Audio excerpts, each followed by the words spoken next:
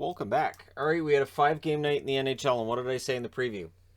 I said, to watch a game between two non-playoff teams, and you get a very entertaining game. That was the only one that had any tension in it at all. Let's see the game over in the first, over in the first, over in the first, and somehow over in the second. It felt like, but this was bonkers. So, even though it looked like it was over in the first. So, that being said, I do promise to do these every day, so here we are.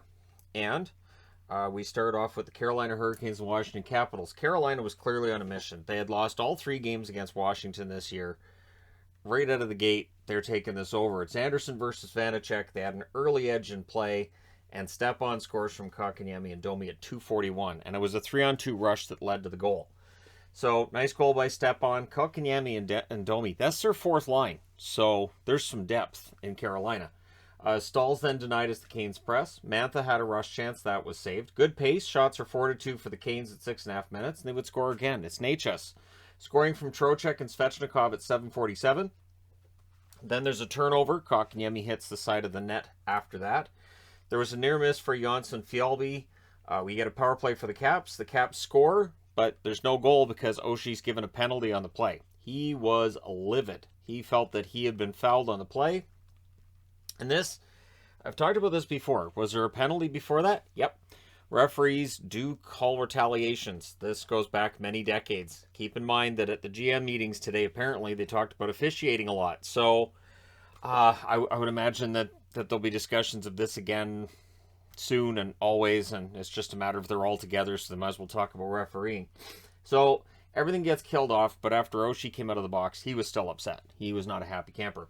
Trocheck can't bury a 3rd goal before the period's out, so it's still 2-0 after 1. Second period, Caps are being kept to the outside mostly. However, they did have the only shot at 4.5 minutes into the second period. We get a power play for the Capitals. Ovechkin had a blast opportunity that was saved. Right after the power play ends, Wilson scores from Orlov and Mantha at 6:47. The Caps then go back to the power play, so now they're just down 2-1.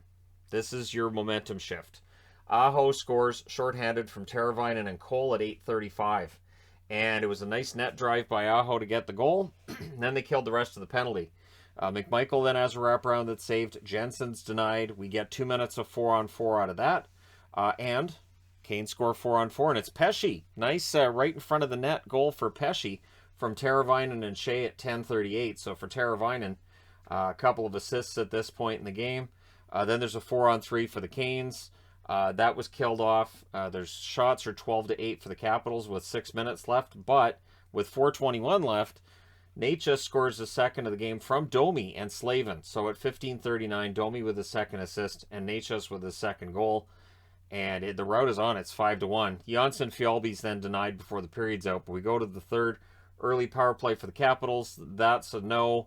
One of the things that made me laugh tonight was Tom Wilson dropping his gloves to fight Brendan Smith, and Smith just looking at him. And so Smith goes to the box for unsportsmanlike conduct. And I always get a chuckle out of it when a guy's like, oh yeah, and he drops his gloves like, let's go. And the ref's like, yeah, you're going to the box. All right, picks up his gloves and goes off to the box. So the Caps kill that off. Samsonov makes saves as Samsonov was in the third period.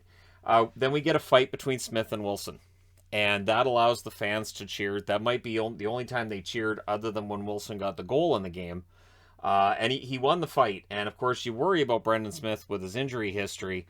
Dropping the gloves like that with Wilson, a big dude who's pretty strong. It's a dangerous, really, honestly, it's a dangerous occupation that they have in general. And for Smith, I don't know that was his best choice. I understand wanting to answer the bell against Wilson, but again, with his history. And then Shea would score from Necas and Trocheck at 9:57. So Necas with an assist to go with his couple of goals, and Shea with the goal to go with his assist. And yeah, that one just fluttered in from the point. It was one of those just rolling in the air, and it goes in. So just spins in. The McNugget minute, did we get a goal? No. So no goal. The Caps tried. Kotkaniemi then gets hurt with 1.8 seconds left, so we'll see if there's a status update on him tomorrow. Didn't look great the way he left the ice. Your final score is 6-1 for the Carolina Hurricanes. They go to 44-15-7. The Capitals 37, 21-10 on the season. Now, Your shots 10-5 Carolina in the first, 15-13 Washington in the second. Both teams had 6 shots in the third. Final shots 29-26 for Carolina. Both teams go 0 for 4 on the power play. Hits 45-26 for Washington. Anderson saves 25 out of 26. Vanacek saves 18 out of 23, and Samsonov saves 5 out of 6. And I'm just going to throw in a power rankings mention. This didn't move Washington down. I did switch Carolina with the team that was ahead of them, so I moved them up one spot, but that was all I did. Because I've seen people starting to question, I don't think he does the power rankings every night, but the power rankings board is between me and exiting the room. So I have to walk by the board to leave the room. So even on nights where I might forget, I walk by and I go, right, yeah, I got to update that. And then if I'm walking in the morning, that's what I'm walking past too. So it's always there. It's always front and center. And again, the results don't necessarily mean that the power rankings have to change. If I have them right, they don't have to change at all. It's when I have them wrong that I have to move teams around.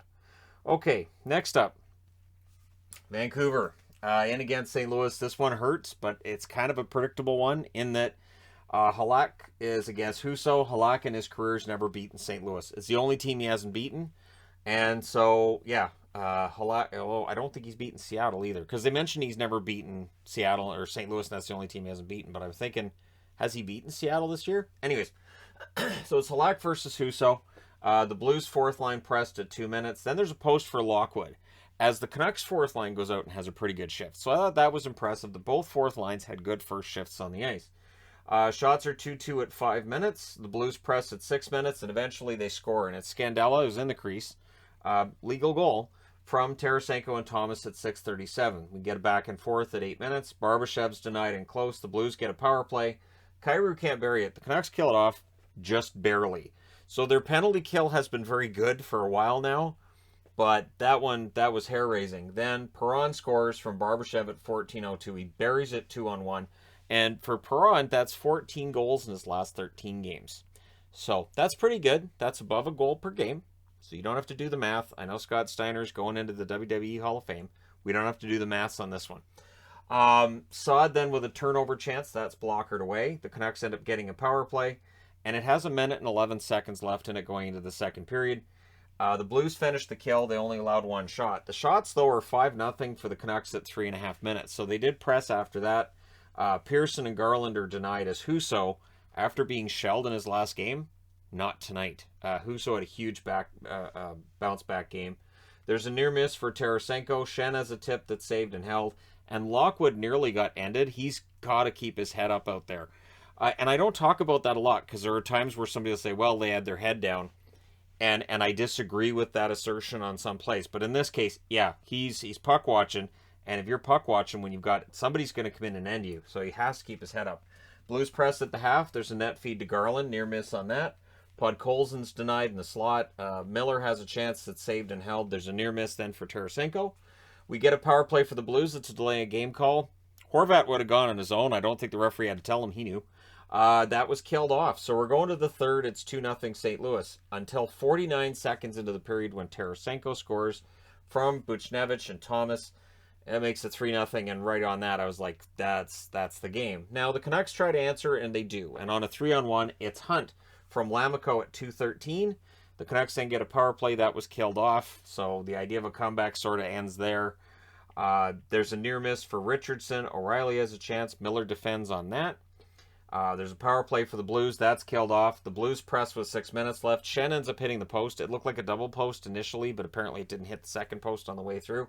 There's a goalie pull with 3.5 minutes left. That allows Tarasenko to get a goal, his second goal of the game and his third point overall, and the 500th point of his career. He got a nice ovation when it was announced to the crowd. Saad and Shen with the assists at 17:47. The Blues win this one 4-1. They go to 36-20-9. This is exactly what St. Louis needed. Vancouver, it's exactly what they didn't need. And now on the 30th, they've got to play at home against St. Louis. We'll see how that goes. They're 32-27-9 now on the season. Your shots, 9-8 St. Louis in the first, 17-9 Vancouver in the second, and 11 apiece in the third. Final shots, 36-29 Vancouver. Power plays, Vancouver 0 for 2, St. Louis 0 for 3.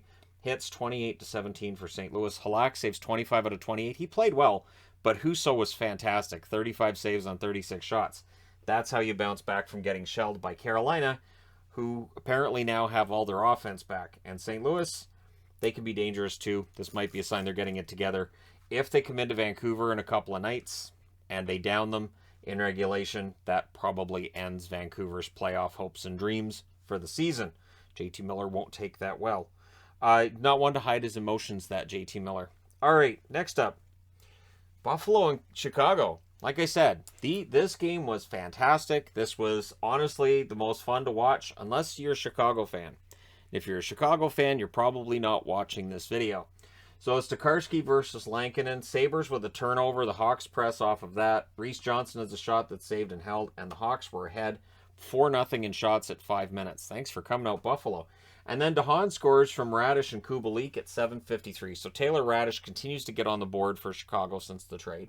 And that's only the 17th career goal for Calvin DeHaan, but he's not known as a goal scorer. It was a nice one, though.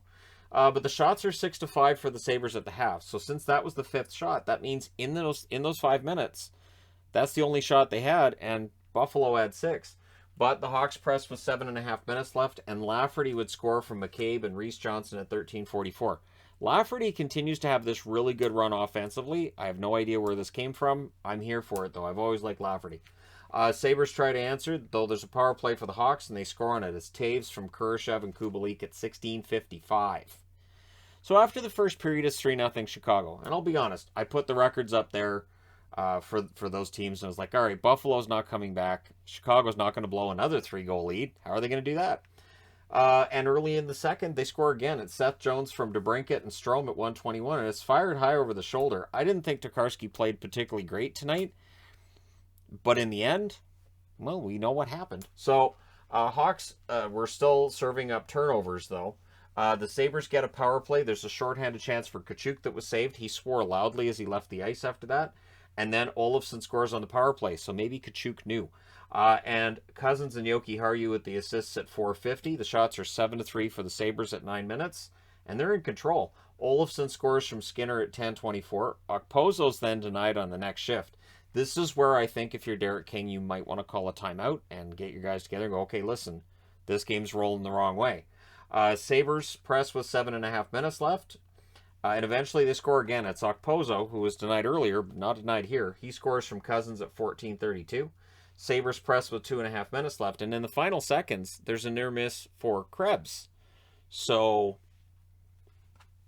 it's 4-3. So I would imagine in between periods, Derek King told his players, hey guys, we're on the verge of blowing this. Third period, Middlestad has a net feed that wouldn't go. Seth Jones saves a Skinner wraparound. That was going in, but Seth Jones saves it. And then Hinostroza buries one from Dahlin and Thompson at 2:39. So all of a sudden it's tied 4-4. Hawks press at 4.5 minutes. Skinner's then denied on a 3-on-2. There's a power play for the Sabres. Cousins has a chance to deflect wide. That power play is killed off. The Hawks then get a power play. Kane was denied. Strome can't bury one. DeBrincat does. Gets his 13th power play goal of the season from Kane and Strome at 10:56. So the Hawks have a lead, and after that they had some momentum. Kane's denied on a break, so it looks like they're going to hold on. But at 17:46, Tuck scores from Olofsson and Middlestad, and Tkachuk decided he was just going to choose violence during that goal celebration. It lasts maybe a second and a half, and Tkachuk's throwing punches.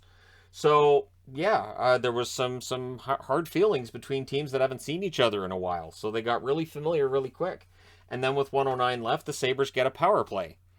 So what happens? With 10.9 seconds left, so at 19:49, Thompson scores from Dahlin and Tuck, and it went in off Lankinen. It bounced around, it went in off Lankinen's foot. He kicks it into his own net, and then he destroyed his stick. Lankinen decided to destroy his stick. And when you do that with a goalie stick, it usually takes more than one swing. And if it takes more than one swing to break a stick, you look crazy. So, and I don't think I mean, I totally get it, right? They had a 4-0 lead. They lose 6-5 in regulation. They drop to 24-33-10. The Sabres with the win go to 24-33-10. Exact same records. Sabres fans are happy about this season mostly. Hawks fans are not happy about the season. So again, that's that whole expectations thing. Your shots, 8 apiece in the first, 15-5 Buffalo in the second, 14-8 Buffalo in the third. Final shots, 37-21 for Buffalo. Power plays, Buffalo 2 for 3 and Chicago 2 for 2. So penalty killing? Nah. They only killed 1 out of 5. The hits 33-24 for Chicago. Tokarski saves 16 out of 21. Ugly stat line, but he gets the win. Lankinen saves 31 out of 37. So yeah, 58 shots and 11 of them went in the net tonight. So that was a fun game though. Fun game to watch. And again, they're not in the playoffs, but there's no tension to it. It makes it a fun game to watch, unless you're a Chicago fan, right? Because that's the second game in a row that they have a big lead and it looks like things are going well, and then nope. All right, next up, another lopsided game. So we have the close game here, and then we get back into the lopsided scores. It's Vejmelka versus Koskinen. McDavid would score on the Oilers' first shot after what was a pretty decent start for Arizona. And I was about to write that up there, like, oh, Coyotes have a decent start. But McDavid scores from Puljujarvi at 4:05. The shots are 3-2 for the Oilers at 5.5 minutes. The first two shots were for Arizona. Puljujarvi has a rush shot that's saved and held. There's a power play for the Oilers. It is killed off, but McLeod would score from Nurse and Ryan at 10:24. The Coyotes get a power play. Kessel's denied in close. That power play is killed off. And then, nope, it was not killed off. This is a power play goal. Keller from Kessel and Gostisbehere at 15:52. And it went in off Zach Hyman's stick. So one of those rarities, it's a power play goal for Arizona. It makes it 2-1. And I was thinking, well, at least there's some fight in this game. All right. The Oilers try to answer. Vejmelka making saves there. There's a late press by the Oilers. And we go to the second period with it still 2-1. There's an early power play for the Oilers, and they score on it. It is McLeod from Yamamoto and Keith at 2:32, and the Oilers go right back to the power play. There was a whiff by Puljujarvi during that on what could have been a goal. That's a killed off. Shots are 12-4 for the Oilers with 9.5 minutes left. And then Foegele scores from Barrie and McLeod at 12:28. Arizona commits a turnover. Hyman buries his 23rd goal. It sets a new career high for him from Draisaitl at 16:11. Kane, I'm going to say this for Evander Kane. He could have ended Clayton Keller. Keller's in the process of falling down, and he absolutely could have drilled him into the boards. He could have caught him in the head, and he didn't. But the Coyotes just see what happened here, and they see Keller's down, and they decide they've had enough. So Kane and one of the members of the Coyotes end up going to the box, and we have a 4-on-4. At the horn, during the 4-on-4, McDavid can't bury one. So third period, they put Kozanash in. You put Kozanash in because Vejmelka's got shelled. You want to rest him in the third period. Kane and Mayo were unfriendly when they came out of the box. What ends up happening is Kane goes back to the box. It's a Coyotes power play. That's killed off, no shots. The Oilers have a 2-on-1. That's broken up. Kane goes back to the box again. This is his third penalty of the game and his second of the third period. So the Coyotes don't get much on that one either. It's killed off. Evander Kane comes out of the box, and 15 seconds later, he's called for another penalty. I will admit, I started to chuckle because it looked funny. That he'd be in the box, he would come out, back to the box. He'd come out, go back to the box. He didn't finish a shift. He got 3 different penalties when he didn't finish a shift. And I started thinking, okay, has he spent more time in the box than he spent on the ice over a certain period? That's probably the case. Now, I can't prove that the penalty boxes are really nice in Edmonton, but he really kept going back to it. And since it's a lopsided lead for Edmonton, I don't think Oiler fans are going to be too upset with me kind of thinking it's funny. So they killed that one off too. There was like one shot and barely much of anything for Arizona at this point. And then I had to write this here. Evander finishes his shift. He did not go to the penalty box. He went back to their bench. And he didn't take a penalty the rest of the game. So Stroman has a net drive that's defended. And then just before the halfway mark, Draisaitl makes it 6-1 because that's the Vogue score tonight from Puljujarvi. So Puljujarvi with a couple of helpers. Draisaitl is now tied again for the lead in goals with 48 goals with Austin Matthews. They're a Rocket Richard race, and the Oilers win this one 6-1. They go to 37, 25, and 5. The Arizona Coyotes 20, 41, and 5. So your shots are 16-10 Edmonton in the first, 19-12 Edmonton in the second, and then 10-7 Arizona in the third. Final shots 42-32 for Edmonton. Power plays 1 for 4 for the Coyotes, 1 for 3 for the Oilers. Hits 28-24 for Edmonton. Vejmelka saves 30 out of 35. Kozanash saves 6 out of 7. This was the first time he's seen the net this year in the NHL, which surprises me because I thought he wasn't that bad for San Jose last year. Koskinen saves 31 out of 32 for the Oilers. So he has a nice bounce-back game, which gets lost in this score. So important for Koskinen to have a good bounce-back game. All right, that being said, moving along, Seattle. So Seattle's in against LA, and I guess during that day off in between, they must have said, let's not do that again. All the stuff that happened in the last game, let's not do any of it again. So it's Drieger versus Peterson, and it's the 1,000th game in the coaching career of Todd McLellan. And LA lays an egg in it. So it's Wenberg from Donato and Dunn at 14 seconds. And it's scored on a rebound. And it's a big, juicy rebound that nobody for the Kings is there to clear. So Wenberg puts it in as any self-respecting forward would. Seattle presses for an answer. The Kings would get a power play, and they score on it. It's Kaliev from Kempe and Arvidsson at 5:23. And honestly, I saw that and I thought, good. We're going to see a game that's close finally in a night where everything's pretty lopsided. Because this started an hour after this one. So at the point where this one's 1-1, this game was already 3-1. So I thought, good. We're going to get a good game between Seattle and LA.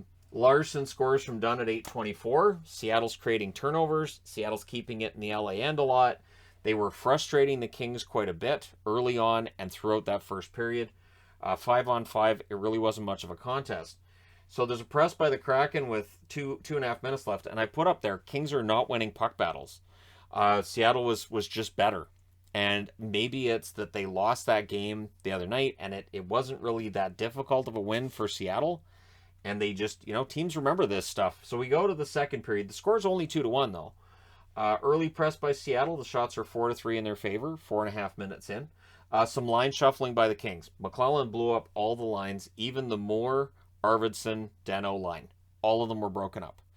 So Sprong has a blast that's kicked aside. Moore then at a net feed to Kopitar that was a near miss. So Moore on the same line as Kopitar is just mind-blowing. I don't think that's happened all year. Lind has a chance that's saved and held. There were 8 minutes between shots for the Kings.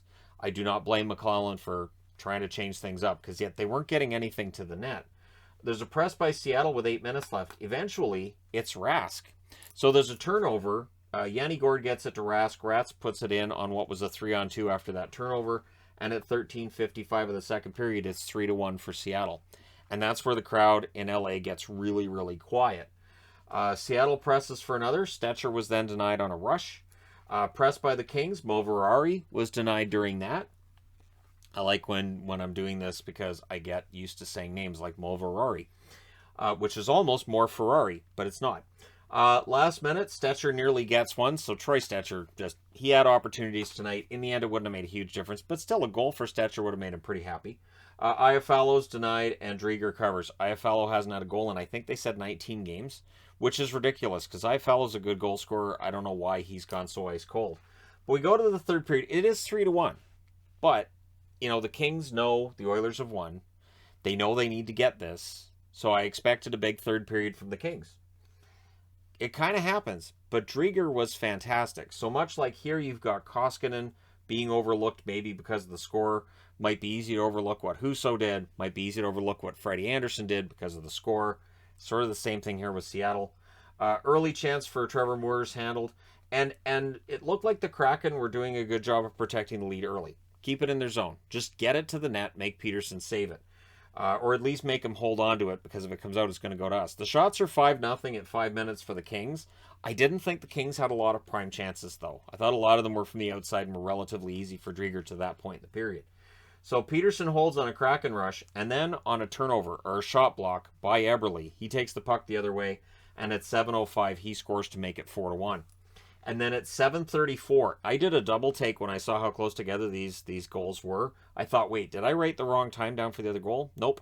So 29 seconds later, McCann scores from Geekie and Alexiak, makes it 5-1.